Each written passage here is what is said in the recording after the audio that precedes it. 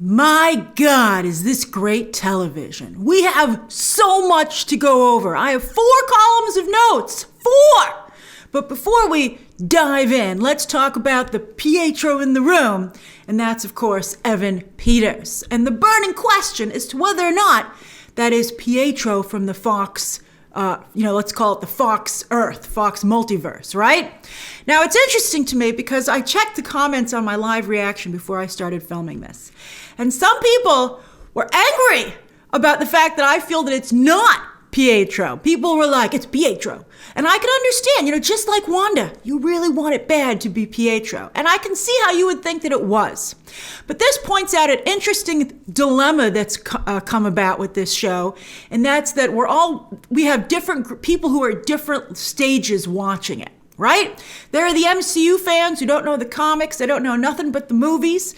And so those people are watching it. Then there are the people who watch the movies, but also are familiar with the comic book. So they have that extra information.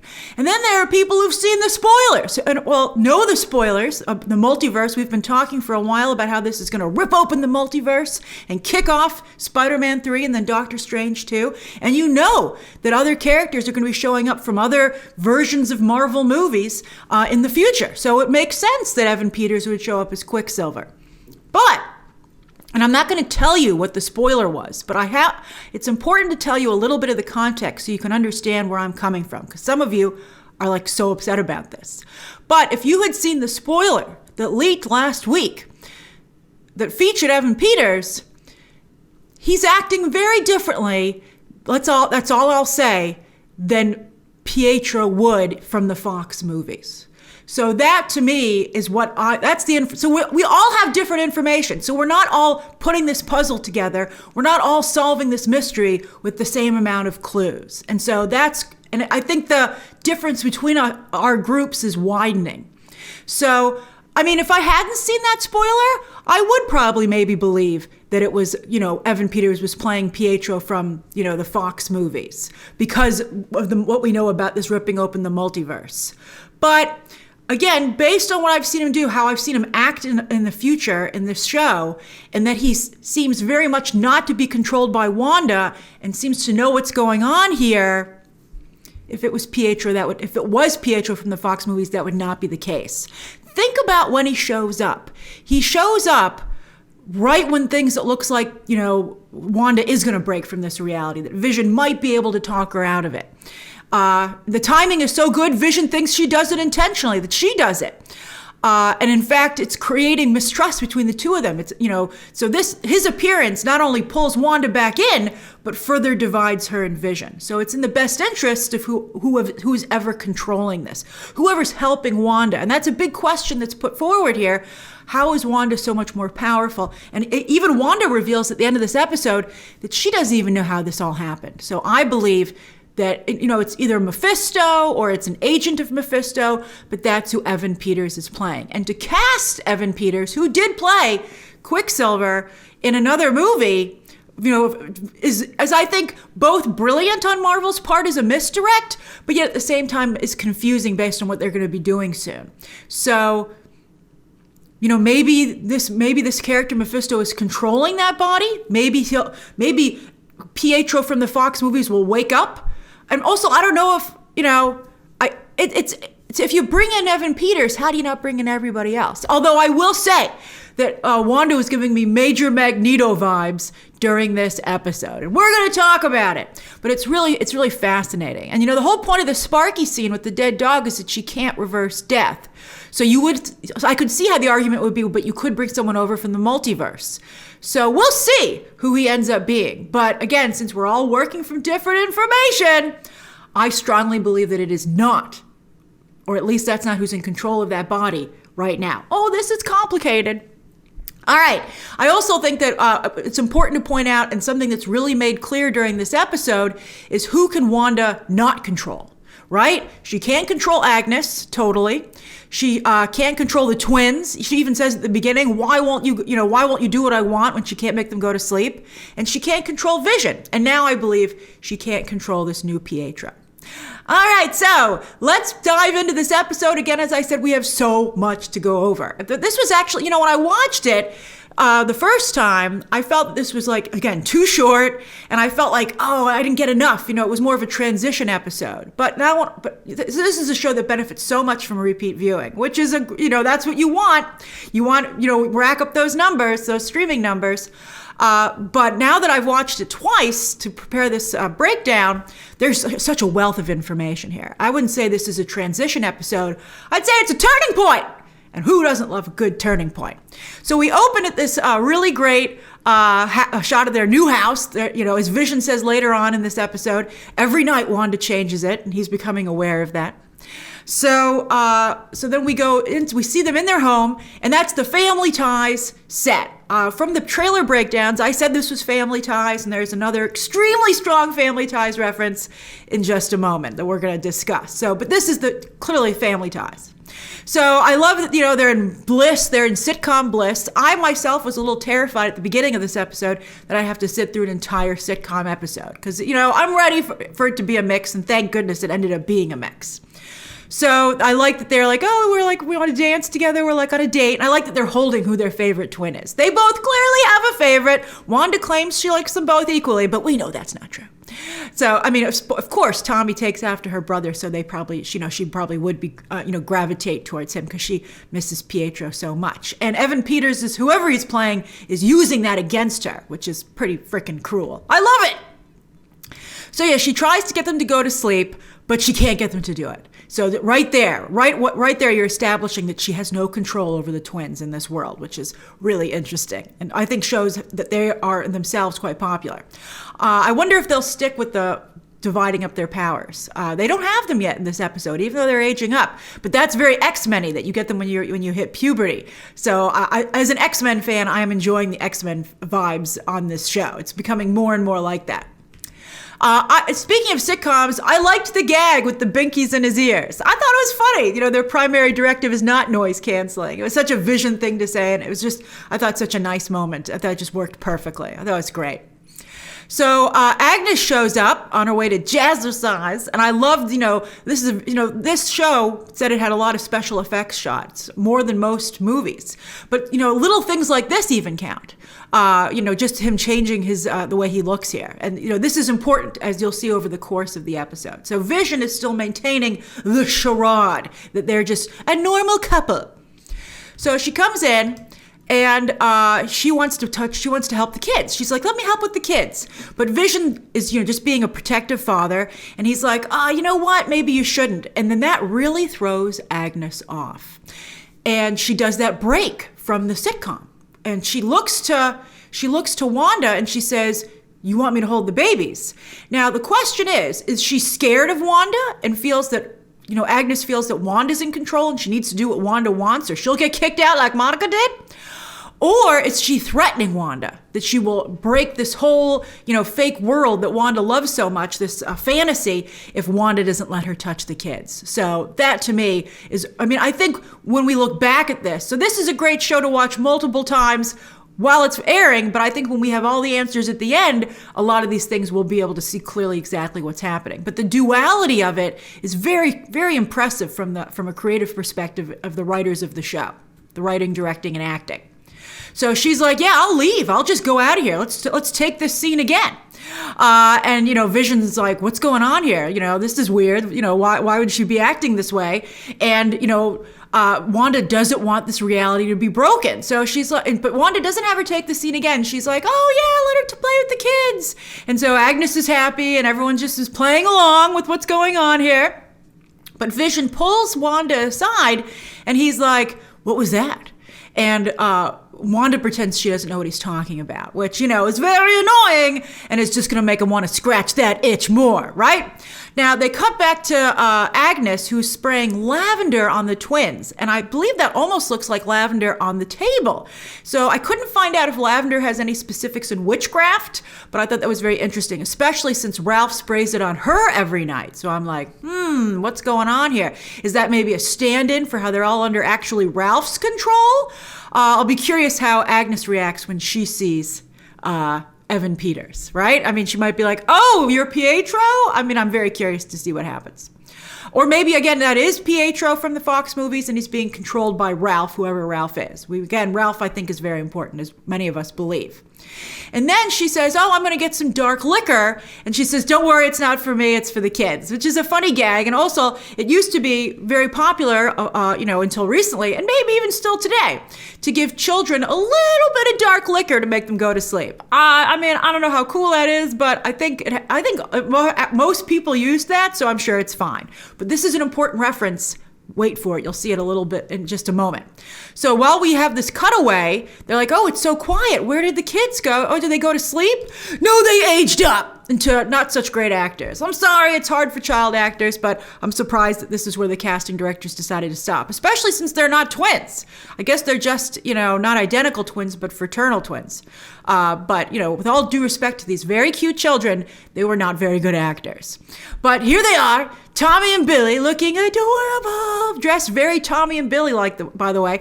Also, I want to point out that they're working very hard to give Tommy a personality here. A very rambunctious, you didn't see that coming kind of personality. He really is taking after his uncle, his dead uncle, in this version, in this, Aaron Taylor Johnson's version. So I think that's nice, because, Tommy in the comics, as I said in my standalone video about the twins, never really got a personality. So I'm glad to see them doing a better job with him already. And then we cut to Agnes, who isn't fazed at all, and says something very important. She says, kids, you can't control them no matter how hard you try. What? Also, this might be a reference to the fact that in the comics, she had a child, Nicholas Scratch. And who's her bunny rabbit's name? Senior Scratch. So is there a history? I think we're going to dive into Agnes's history, because again, if you know that you've had set leaks of photos of filming Agnes's past, you would know that they probably are going to cover that, and perhaps her son will be a factor there. Maybe she made a deal with Mephisto to save her son, or something like that happened. And I'd like to point out she did find the dark liquor, and it is for her. She is having a drink, because apparently she needs it. I think that's fascinating. Really, really good stuff. And then we go to the opening credits here, where Wanda's controlling this paintbrush, but this is exactly from Family Ties, down to the paintbrush, filling in a pencil drawing. So I thought that was really interesting that they would reference that so strongly. It's total Family Ties. I thought the credits went on for a little bit too long, to be honest with you. I was getting real scared. I was like, I don't know if I can do 20 minutes of just sitcom again, but thank goodness right after this we cut to Sword. But anyway, the credits were fun. Particularly, everybody liked Vision as a child, even though, of course, he never had that childhood, so this is just something that was created for this world. But he looked adorable! My favorite was when he was a toddler. He looked so cute in his little suit, and that child actor is excellent and really selling it. So I like that a lot. And then they cut to him later dressed up as a dad to help during the different holidays. I thought that was cute. And you see them running around Westview as a family, although as Vision later points out, they seem to be the only family in town, no other kids, which I think is good and creepy. And again, that plays into the rewatchability. When you look at this opening credit sequence again, that becomes really evident. My favorite thing from the opening credits, though, was this birthday shot. That because they aged themselves up, they had to celebrate 5 birthdays in one. I thought that was really cute. I thought that was great. That was my favorite. That's a keeper. Forget the photo album. Let's frame it. I love it. And speaking of let's frame a picture, there's the final opening credits shot, and it's just like Family Ties. So I love it. It is both a cute and creepy picture. It's great. And then we cut to Monica under observation at Sword. And they're talking to her about it, and there's something wrong with her test readings. They're not there. She's not showing up on the service. I believe that just like it's later discussed that Wanda can rewrite reality and remake things as she wants to, I suspect she might have this might be a very subtle origin story for Monica Rambeau getting her powers. Because there has to be some reason that she's not showing up on any of unless maybe she's still in there. maybe this is very interesting. Maybe her conscience is still in there. I'm curious to see how this plays out. But I love this new trio. We loved Jimmy and Darcy together last episode, and Monica's a great addition to the team. They're fantastic. I love them. Really working well together this episode. So Monica's like, no more tests on me. It's too early to find out what's really happened to me. So she goes out for a briefing. By the way, I wonder what's actually going on inside, because Monica says she doesn't remember anything, at this briefing. And she's like, oh, I don't really know what happened to me. And as you guys have been pointing out, often it's daytime, as we also see in this episode within Wanda's world. But when you go outside, it's still night. So what's the time frame in the hex? Okay, Darcy, I'll use it. What's the passage of time in the hex versus outside the hex? I think it's very, very interesting. We know days are passing outside as well, but what's the difference in the rate? So I think that's very interesting. All right, so Tyler Hayward is running this briefing, the new acting director of S.W.O.R.D., which means it's not official. He doesn't officially have the job for sure. So as I said last week, Monica could still get it. Now, I know there's a theory out there that he's the devil.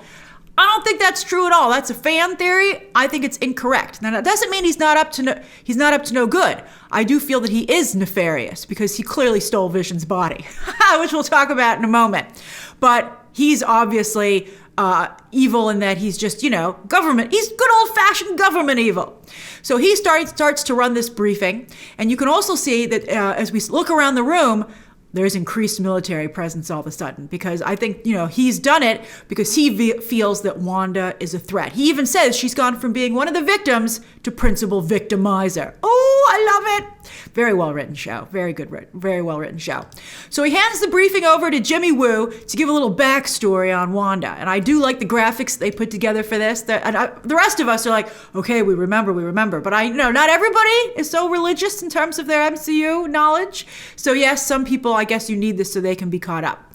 So talking about, and I like that even Jimmy says it's an oversimplification. And you'll notice that they never show Aaron Taylor Johnson here. I'm curious as to why that is, because Darcy does acknowledge later on in the episode that he's been recast. So maybe they don't want to pay Aaron Taylor Johnson, because I believe if he shows up for even a second, he must get royalties off of this show, which is kind of a jerk move. I mean, if you're going to emphasize that he's been recast, why wouldn't you have the visual to help sell that? So I wonder why they made that choice. So they're talking about Wanda, and Director Hayward is reminding everybody that she started out as a villain, which I think is, Hayward has a point. I think, he may not be the devil, but he's playing devil's advocate in terms of what might be happening here. And I think that this is true. Wanda is a character that is in the gray zone. I like her stats. She's 5'6". She's my height. And they talk about her powers. Telekinesis is one of them. Mental manipulation, which I think is, I don't know why they wouldn't just say telepathy. And then also neuroelectric interfacing. So I'm not quite sure what that is, although we will talk about neuroscience shortly, which is a great, very interesting development. But yeah, so they really are turning her into Jean Grey. And, she hasn't really used her mental manipulation since Age of Ultron. So I think it's interesting that she's really turned it up to an 11, right? She's like, I better make up for lost time. Director Hayward reminds everybody in the room that not only did she start out as somebody who was against the Avengers, and Jimmy's like, but then she proved herself and earned their trust. But then, of course, she was labeled a terrorist after not only what she did in Lagos, which was a very subtle reference that they should have done a stronger job of because of the upcoming commercial, but then also in Germany when she sided with Cap and it was on the wrong side of the airport attack. Although I'm sure many of you, of course, believe she was on the right side. But yes, as far as the government is concerned, she was, a problem.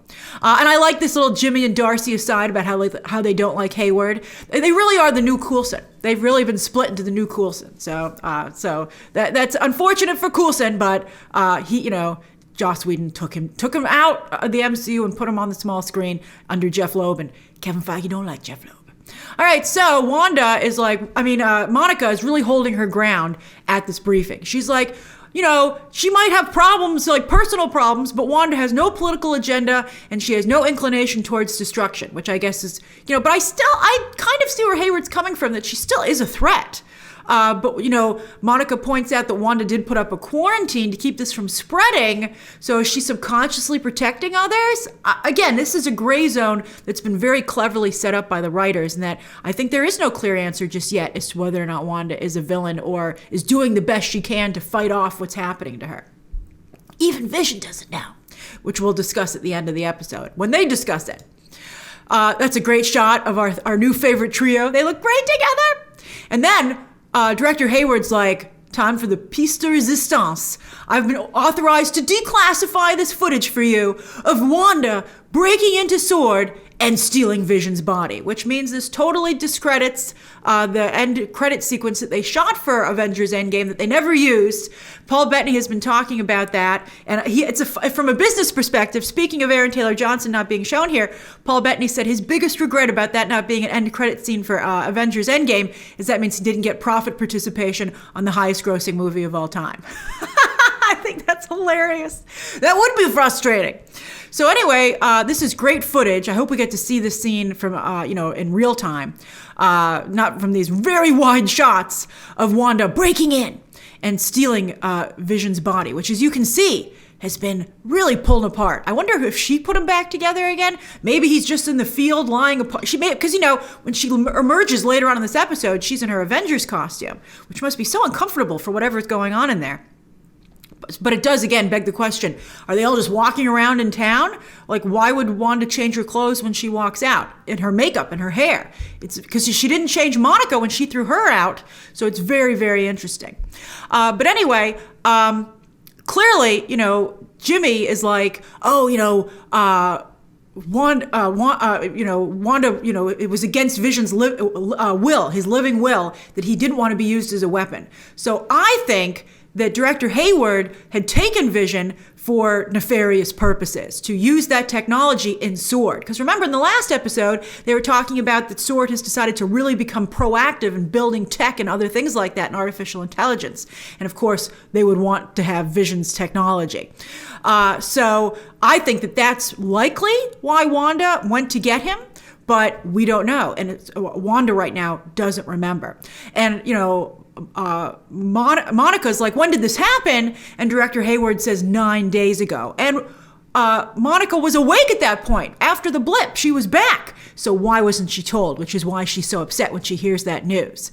Very, very interesting. Because, Director Hayward's trying to say Maximoff, in her grief, disregarded Vision's wishes not to be resurrected, but he clearly is just covering for himself. And I think that's why he's being so aggressive. He wants that tech back. And he also doesn't want to know what he was up to.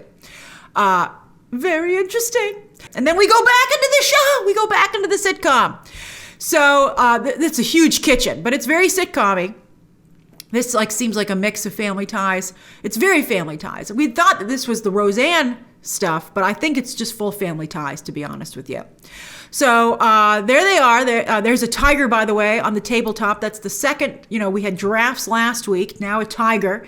I still feel this might be a reference to Wakanda, where Vision died. And then there's an adorable dog that they found. That is the best dog.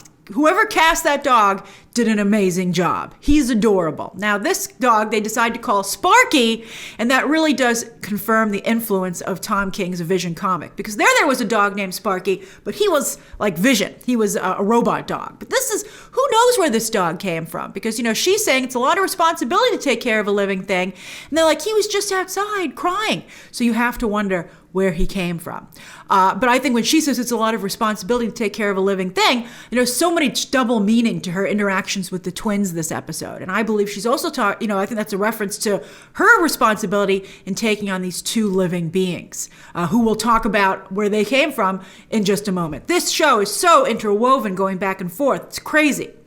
So Vision comes into the kitchen, and he's not hiding. He is hiding what he looks like. He doesn't come in his regular Vision robot mode.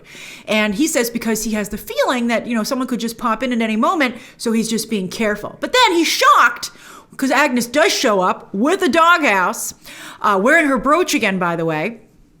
And Wanda makes a dog collar right in front of Agnes. And Vision's like, what? We're supposed to be hiding who we are. By the way, his newspaper, I checked, they talks about like some new electronics, local homemakers innovating recipes. There's not really any headlines here, but we have to check that reference this episode.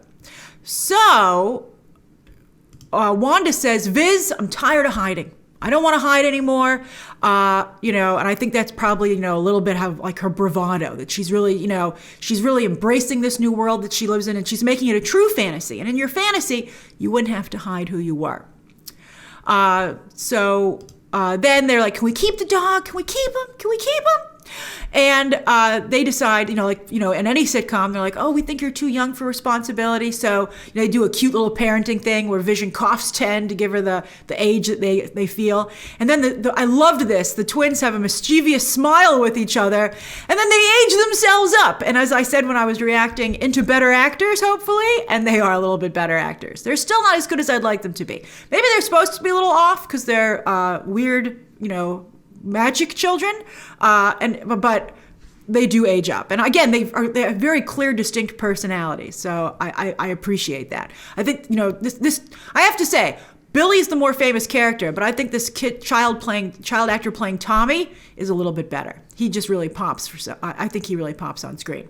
He also gets more favorable framing, though. I guess maybe as a foreshadowing that his uncle is going to show up at the end of the episode.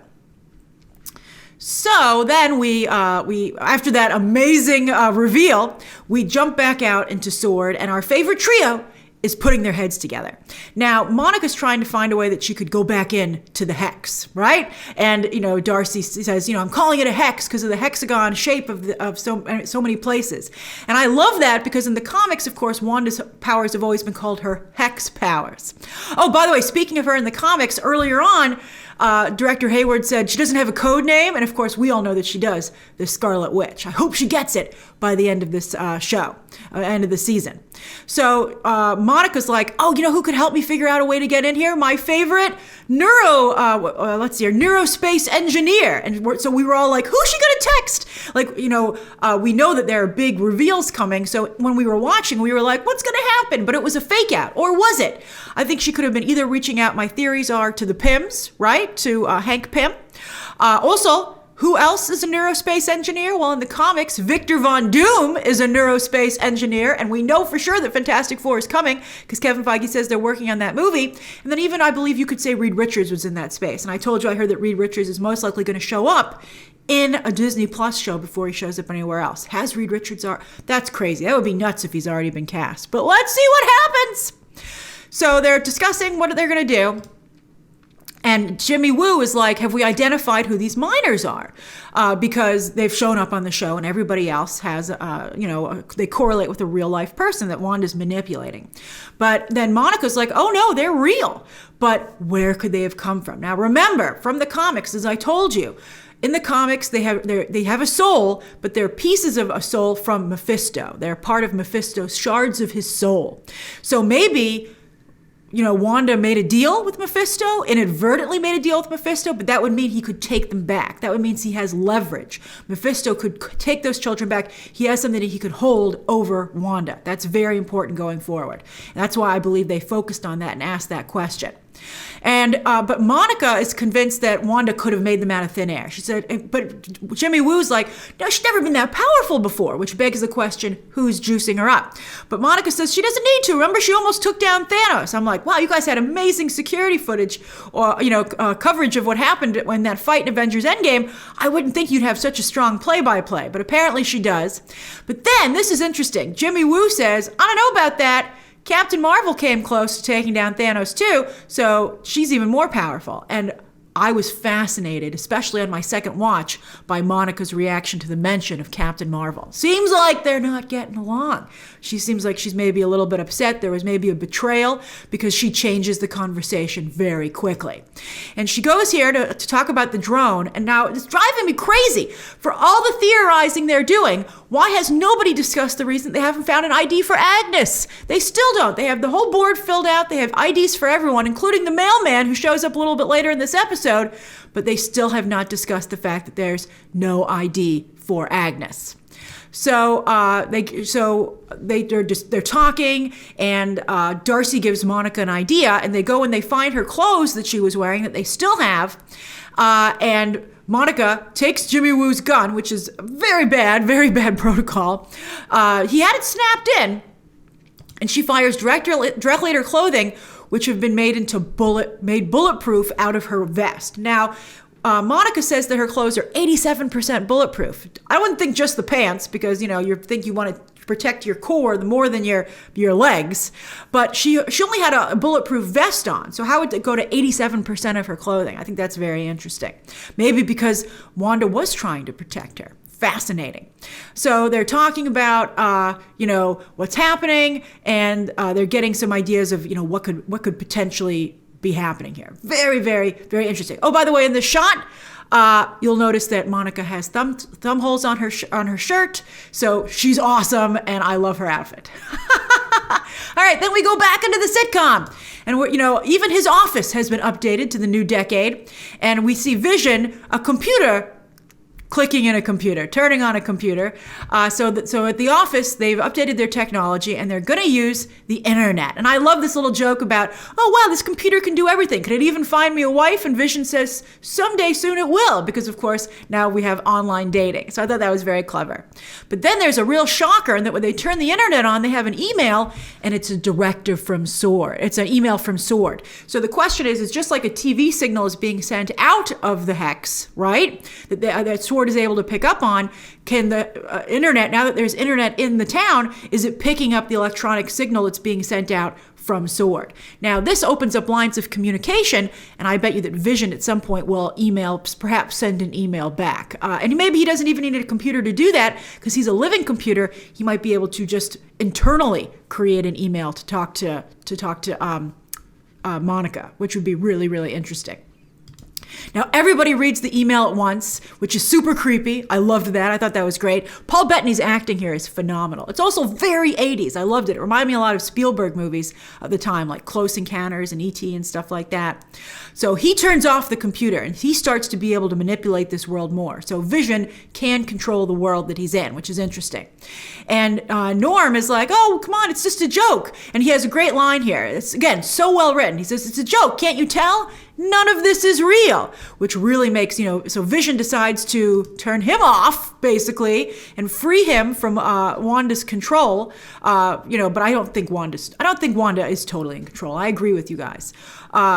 She's always been a character in the gray zone, just like Magneto, so I think I like that a lot. So when he awakens Norm is like, you gotta help me, please. I need to call my sister. My father's sick. He has a very good sympathetic story. Not only will his family be worried about him, but the clock is ticking on his dad. That really raises the stakes. Good job, writers. And as he's saying to Vision that you have to stop her, which is setting up Vision versus Wanda, which is going to be so dramatic and sad for both of them. They even fight at the end of this episode, but I think it's going to get worse. But I love the way the camera pans in on pushes in on Paul Bettany. Now, while Norm's acting continues to be a little bit over the top, I love the subtlety and again, such great face acting of Paul Bettany as Vision comes to the realization of what he might have to do. Oh, it's so good. And so then he can't take Norm's behavior anymore. And also, I'm sure for his own safety, and he puts him back in the illusion. And I love this shot of Norm's creepy controlled smile. And then Vision still now more aware of the severity of the situation, thinking about what he might have to do. So then we go back to the home, and we have this cute little scene with, Billy training Sparky. And they go to show Dad. Let's show Dad. And Wanda's like, oh no, Dad's at work. And they're like, but it's a Saturday. But why do they question her? Why don't the twins just go along with what she says like everyone else does? Interesting, fascinating. And I think Tommy, again, is particularly aggressive. So I think that's really interesting. And again, the framing really favors him. I don't know if that's intentional or just because of the two of them, he's the better actor. The director might have been like, put the better actor in the better spot. So at first she tries to just lie to them and be like, oh no, it's Monday. And they're like, it was Saturday this morning. So then instead of her just being like, well, actually it's Saturday, she just says, oh, well, actually he needed a distraction, so he went to work. So she did send him to work. So that's an instance where she controlled him. And I think that's very interesting.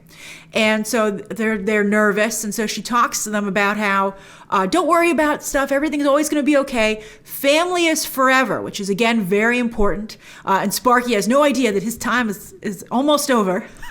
He's like, what do you mean family's forever? So and they talk about, she's like, you'll always be, for instance, you'll always be each other's brothers. And then what do you know? Tommy asks about, does she have a brother? And of course, he's the perfect one to ask because, of course, he takes after that brother. And then Wanda, again, has a great line. And she says, he's far away from here. And that makes me sad sometimes. Sad enough to go off the deep end, it seems. And then Sparky hears something at the door. Now, we all freaked out and thought, you're talking about Pietro? It's Pietro! But it wasn't. It's the drone. And when she gets up to go and check, you can hear it actually in the sound design. You can hear the drone outside. And sure enough, there's Monica flying a drone. And it's an 80s drone. So that was very clever. And also it probably escaped her knowledge until it was too late. And that's why also they still have control of the drone because, again, it didn't come under, Wanda's radar until now. And I loved the shot. This is one of my favorite shots in the episode when you have the drone cam and you have, like, Wanda looks so cool. She looks so beautiful and so powerful and so dangerous. It's amazing. I loved it. So then the signal disappeared. Oh no, at first they're like, they decide they're going to fire on her. And Monica, of course, had no idea. But that Hayward, I told you, he's up to no good. And he was going to fire on her. But of course, Wanda's too powerful for that. But they're like, the camera goes out. And then they're like, perimeter breach. And look, as everybody leaves, there's a please stand by. Because Wanda had to put her show on hold because she's got to go take care of business. So in the trailers, we had seen someone coming out of this like force field. And I love the misdirect. It's Wanda. That's so brilliant. It was such a great surprise that she came out. So she's that aware that she's like, I'm going to go talk to them myself. I thought that was fantastic. And she easily walks out. And what's she doing? She's so badass. She's pulling this drone behind her. And she's like, is this yours? I thought that was fantastic. And as if it can't get any better, it does. This amazing shot of everyone's guns trained on her chest with the laser sniper rounds. It's such a great shot. It's so visually perfect and amazing. And it's so Magneto. And she's not at all, just like Magneto, she's not scared. She couldn't care less. So again, it's a very X-Men vibe about how they're all beneath her. They're so beneath her, she doesn't even break a sweat because, they're just like, they might as well be ants. They're so, behind her in terms of evolution. And so she's like, stay out of my home. And I love it. I love it. It's so great. It almost looks like at the same time also like there's holes in her and lights pouring out. It's a great visual. And again, so she sees Monica there and she's like, you're still here? Which was great. And she powers up again. She's so cool. And I love this standoff, too, of silhouettes, because Monica's like, you have to, at some level, know that I'm not against you and I'm trying to help you because you let me into your home. You let me deliver your children. And so I think that also begs the question, again, is Wanda operating on two levels? Again, is she in some ways fighting back against what's being done to her? So I think that's very, very cool. And I like this one too. She looks so much like the Scarlet Witch there, doesn't she? I mean, Elizabeth Olsen's acting here is really incredible. It's like as good as Angelina Jolie as Maleficent. She's doing a really good job. In terms of imagining how the VFX are going to look in post and selling them as an actor. And then she uses her mind control to turn the guns on Director Hayward. I loved that, and it was so Jean Grey. It was so Professor X. Again, it was just we haven't seen that kind of use of powers in the MCU, I think, to date. I loved it. And you'll notice she can't be that bad because she didn't have them pull the trigger. She just used it as a distraction so that she could go back in. And I thought that was just fantastic. And before she goes back in, because she says, they're like, can we give you something? What do you want? What do you want? What can we give you? And she says, I have everything I could ever want, and no one's ever going to take that away from me again. Just showing how much pain that Wanda's in and how difficult life has been for her. And then she's so cool. She puts a fortress basically around her force field and turns it red. And I thought that was just an incredible moment. I loved that so much. Now, speaking of red, we get ourselves another commercial. commercial, and someone spills a red drink, like blood, the blood on Wanda's hands, because she, of course, made a mess in Lagos, and it had to be cleaned up. And that's the phrase, by the way, for this commercial. For when you make a mess, you didn't mean to. And I thought that was really great. I thought that was hilarious. So then we go back into the show, and Sparky's missing. And they come across the mailman, who throws some shade at Wanda, and he says, your mom won't let him get far because she's controlling all of us and holding us captive. I thought that was great. And then Sparky died. Now I wonder, how did Sparky die? Did Agnes intentionally kill him? It's very suspicious to me. But this leads to another life lesson, not just from a sitcom perspective, but it's very important to the story overall. Because Wanda, it's very important she can't or doesn't bring Sparky back. So she can't bring the dead back. So, as Jimmy Woo said earlier, she doesn't have a Mind Stone. So how is this, or does she? Maybe Mephisto, whoever Evan Peters is playing, was able to get it back to her. We have to see what happens. But she clearly has to have some help to bring anything back from the dead. And if somebody was the devil, they would maybe have that power, which I think is very interesting.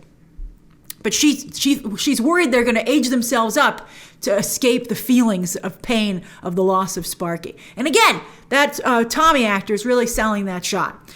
And she's like, don't run away from this. But that's exactly what she's doing. She says, don't run away from this feeling. And then also Tommy says, but Mom, you can fix everything. Fix dead. Really great line. Really, really great line, because it's disturbing at the same time. And she's like, we have rules. There are some things that you just can't do. You just can't, you can't reverse death. Some things are forever. And, but they're like, fix dead. And then it's very interesting that Agnes says, can you do that? In a way that's like, can you maybe fix me? Because a lot of us believe, in that trailer, Vision, she asks Vision if he's dead, if she's dead. So there's some question there as well as to what exactly is going on there. Maybe Mephisto brought Agnes back. And so she's under his control. So that was a really great give and take. But then I loved, her children reminding her that she did say, family is forever. Very strong emphasis on family. Beautifully setting up Pietro coming up. So then we go back that evening, and Vision comes back from burying the dog. And it's really, he's really in a dark place. Things are not going, he's not enjoying this fantasy at all. To him, it's become a nightmare. Although, as some of you pointed out, Evan Peters could be playing Nightmare, and that actually works really well. Because there was rumors that Nightmare would be the villain in Doctor Strange 2, which of course is going to factor into Wanda and will be the third chapter of this story, this multiverse story. So maybe it is Nightmare, that this starts out as a dream and it becomes a nightmare. So maybe that is who Evan Peters is playing. So that's very interesting. So I love Vision's line when he says, it's not often that you get a dog and bury it all in the same day. That was fantastic. And he says, I spoke to Norm, free of your oversight. Oh, the gloves are off, right? So Vision knows, and he says he knows that she's, because she tries to end the argument by running the credits, which I thought was fantastic. And he's like, just so you can make us watch TV and go to sleep so you can change all of this again? And then he stops the credits, and he comes out back as Vision. And then we thought they were powering up to fight for themselves, to fight somebody else in this shot. But it turns out they're having an argument against each other. I thought that was great. Boy, really big fight in their house. And he yells at Wanda, and he says, I don't remember anything. I don't know what's going on anywhere. And she's like, you don't want to know. And he's very upset. And I love that she says, you've never talked to me like this before. And he's like, when was before? I don't remember anything. And she's like, the only important thing to remember is that you're my husband and you're Billy and Tommy's father. And then that makes him think, why are there no other children? And then he's convinced that she's creating all of this. And then this is very crucial, because she says, I'm not creating all of this. Do you really think I control everybody at every second? She says, you think I make them walk their dogs and go to their dentist appointments? She says, I don't even know how this all happened. So she's really starting to break, and they're really starting to discuss what might be going on here. And I think this makes it clear that Wanda didn't start this. Because even Vision says, I choose to believe that this was at first subconscious, and you've only recently become aware of it, but it means so much to you that you're playing along. And I think that he's probably right. So the doorbell rings. And Vision is convinced that she's just doing it to end the argument again, just like the credits. And she says, I didn't, but he doesn't believe her, because he says he has to go with the law of averages. But this is very brilliant, because whoever is controlling her, Mephisto or Nightmare, is, dividing them, making Vision not trust his own wife. So that, to me, I think is a very interesting development. And she opens the door, and she doesn't know who it is, which is fascinating. And even Vision goes, who's this? Now, if this was also, here's another thing. If this was Pietro from the Fox movies, wouldn't he have Pietro's hair? But instead, from those movies, but instead, he has the hair of Aaron Taylor Johnson's Quicksilver. That, to me, is a very, very important development as well. And then Darcy, who happens to come across the screen, says she recast Quicksilver, and sure enough, there's Evan Peters, looking very malicious. It's a totally different performance than he does. I mean, I know some of you said he was channeling Uncle Jesse from Full House, which I think is funny, but he's not. That's not the way he played Quicksilver in the Fox movies, not at all. So he's like, hey, it's your brother. And then Wanda, he gives Wanda a hug, and so she just decides, to go along with it. Because, I guess she misses her brother so much, but I think she knows it's not him, and I don't believe that it is him. And then instead of him being like, what's going on with Vision, he says, who's the popsicle, which I thought was a funny line. But, he's not like shocked about how Vision looks. So I believe he's like Agnes, instead of like the other people in the town. So I'm very excited to see what happens next week, which will be the Halloween episode, which those spoilers came from. So that's the breakdown. What do you think? Now that we've gone through all this, what are your thoughts on Evan Peters now and who he's playing? I like the Nightmare idea. Instead of Mephisto, he might be Nightmare. That works really well. And that would explain why he would be juicing her powers.